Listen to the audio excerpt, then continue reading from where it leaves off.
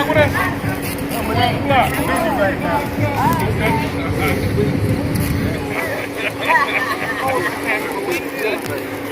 Hope you support us anyway while you're busy. Hold up the garbage can.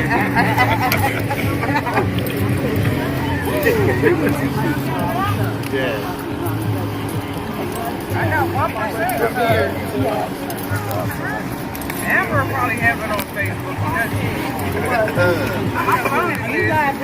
Oh, I gotta reach. I gotta put my battery back on. Get my skinny son. I did. This walk is really important. As you know, we're carrying on the torch that PJ started last year, and as you all know, he died in January. But we just really appreciate everybody to come out. We want to send a message out that, you know, we want our men to step up in this community and to be interferers, intercept that beef when you know it's about to happen. We go to these funerals, you're going to know the person that died, you're also going to know the person that probably did it. Pittsburgh's a very small community. So speak to these young men when this stuff is going on. Speak to our young men that are beefing with each other. Speak to them, reach out to them and talk to them. Be an interferer, intercept that beef before it happens. You know, it's really hard to solve crimes in Pittsburgh, these homicides. People don't want to testify, but it's best to cut it off, prevent it. I'd rather somebody prevent my homicide than trying to get people to come and testify afterwards. But I really appreciate everybody coming and ask people to step out, or young men to step up. Talk to these guys 35 to 55. These young men out here respect you. You're the ones that can stop it. They won't listen to everybody out here, but they'll listen to you. So these guys have been in the streets. Talk to our young men. Get these guys to, you know, intercept that beef. What I say, left with anything, be an interceptor. Intercept that beef before it happens. All right. We're going to let Tammy talk. As you know, that she lost her fiance, and we're going to let her say a couple things about PJ and what we're doing today. As our president said, I thank you all for taking the time to come out to walk in honor of unity and peace. This time last year was this was a huge undertaking. Paul was extremely excited about kicking this off in collaboration with the Corona Baptist Church, and it meant a lot to him. And I didn't imagine a year ago now I would be standing here as his proxy to represent him, but I promised that I would do that to the best of my ability. So as we walk today and we think about how our lives have changed drastically, if you haven't lost someone directly, closely to you, to gun violence, I'm sure you know someone that has. It's devastating. It's tearing apart our homes. And from a woman's perspective, I want to reach out to the females, to the women here, to the mothers, the grandmothers. As God designed it, we are the core of life. It begins with us. And we're left now to become the head of our households, and that's not the way it was designed. So we have to find a way. We have to find a way to make this better. We have to find a way to support our men, support our children, support our young men, support the young men that aren't even born yet, because that's where our future lies. And without them having a strong backbone from the female and the males, we can't win. So it starts today, it starts tomorrow, and it will keep going every single day. If we can change one life, it's worth it.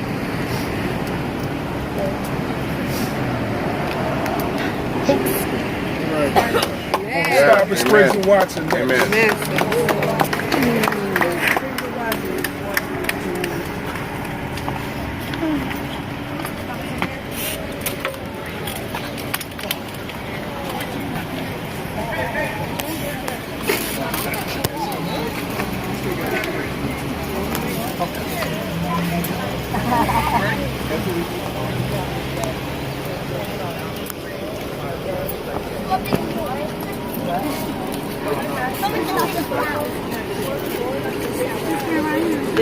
This walk is to help save people's lives. You know what I mean? That's how we know.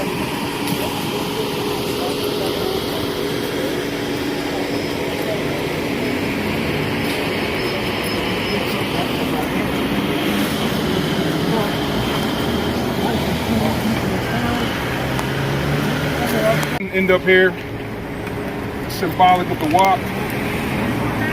Bomani, can you say a couple things, brother? Bomani, say a couple words. Show of hands, how many of you have lost somebody through gun violence. Now keep your hand up and just look around.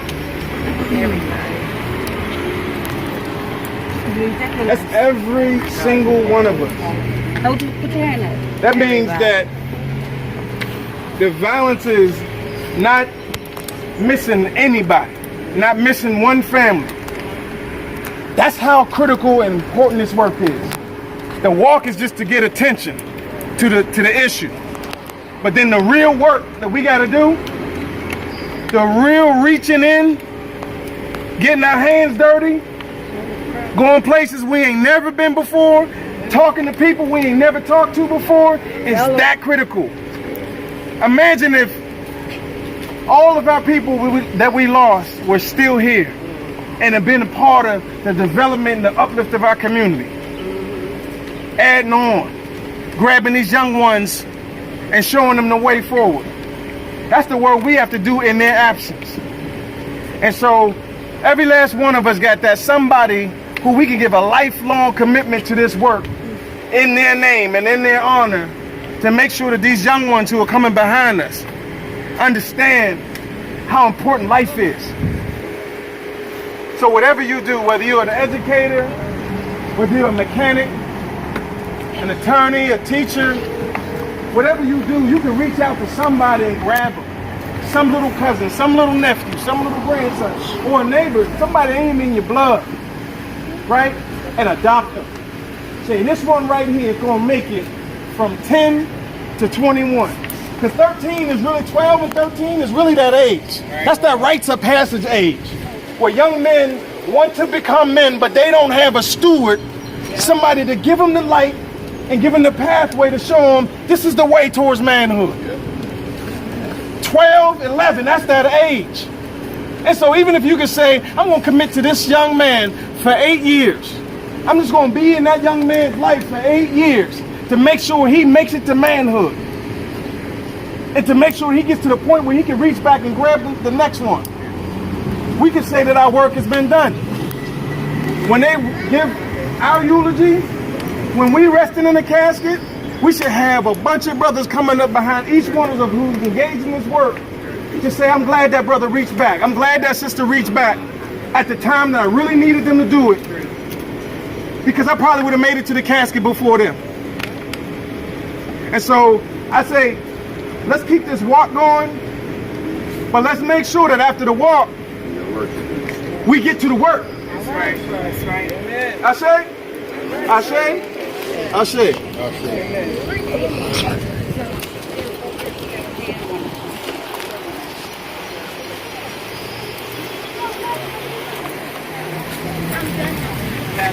Making sure that this community grows, and our focus is on our young people.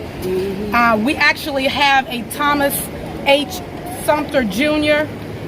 Scholarship fund here.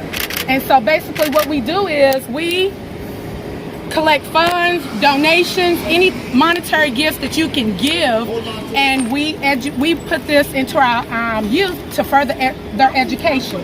So with that scholarship, we have a process that, it's a stipend. It provides secondary education for our community.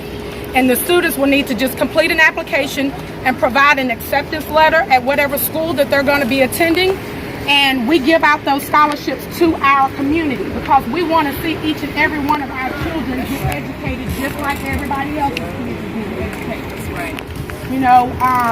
My daughter, she furthered her education and she's actually working on her master's. My son, he's in the military. He's a second lieutenant, and I want In prison, and I come out here every day. I come out every day and put my life on the line for this community, for our kids.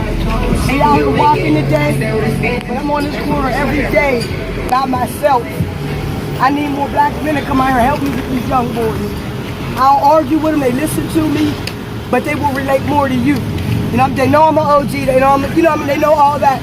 But as a man, I need men to come down here with me from our era. I can't do it by myself. We need strong black men. I need men to come down this corner and get these dudes will listen. They need jobs, they need help. We Miss Curl tries to get them with Reggie Good. I try to get them with Reggie Good to get jobs. Like, we got to put back into our community the same way we fucked it up. Because a lot of us is a part of these conditions right here. A lot of us is the reason why Shumans is there and a black person don't own it. We can't complain about these people coming into our community. Now is the time for us to fix it and get all these empty. My name is Alfonso Sloan. I'm known as Fonz. I'm the president of the Pittsburgh Gentlemen Motorcycle Club. And we brought everybody here today for a walk for unity. We're located in inner city here in Homewood, and we just want to bring our people together, take a stance against violence, gun violence, and to ask our people to step up in the community, just to create more positive things and to lead our young men into more positive pathways so they would steer away from gun violence and just come together as a community. I am Tammy Washington. I am the First Lady of the Pittsburgh Gentlemen Motorcycle Club here in Pittsburgh. I was the fiance to the late Paul McMillan, who was known as PJ amongst the Homewood community. Today we had our Unity Walk. This was the second annual walk. Last year this was a baby of Paul's. He worked in collaboration with the Pittsburgh Gentlemen as well as Corona Baptist Church to kick off this Unity Walk, just to bring about the awareness of gun violence in our community and the adverse effects that it has on the family unit, on the children, and on our generations. And we wanted to keep his spirit alive by continuing to have this walk. And this year was the second year for that walk. We missed him with us in spirit, in physical sense, but he was with us in spirit. And I'm proud to represent him, and we will continue to have this walk each and every year. Pittsburgh Gentlemen Clubhouse has always had an open door policy to the community, from young children that may be in need to adults that might need some type of assistance or support in any way. So I would suggest to come down here to the Pittsburgh Gentlemen Clubhouse and just say the word, whatever it is you may need. There's always an individual here that's willing to step up and help for the purpose of bringing about unity and comfort and safety within the community. I believe that there is a negative stigma that's carried with the motorcycle culture, and unfortunately, that's false. The motorcycle clubs here in the city do much more than what society tends to believe that they do. There are a lot of positive actions. There's social and civic action that come out of motorcycle clubs. For example, they have backpack drives, they have Christmas donations, they adopt families, they have scholarships. There are a number of positive ways that the motorcycle clubs are engaged within the community. So what I suggest is that you don't believe the hype. Come down and see it for yourself.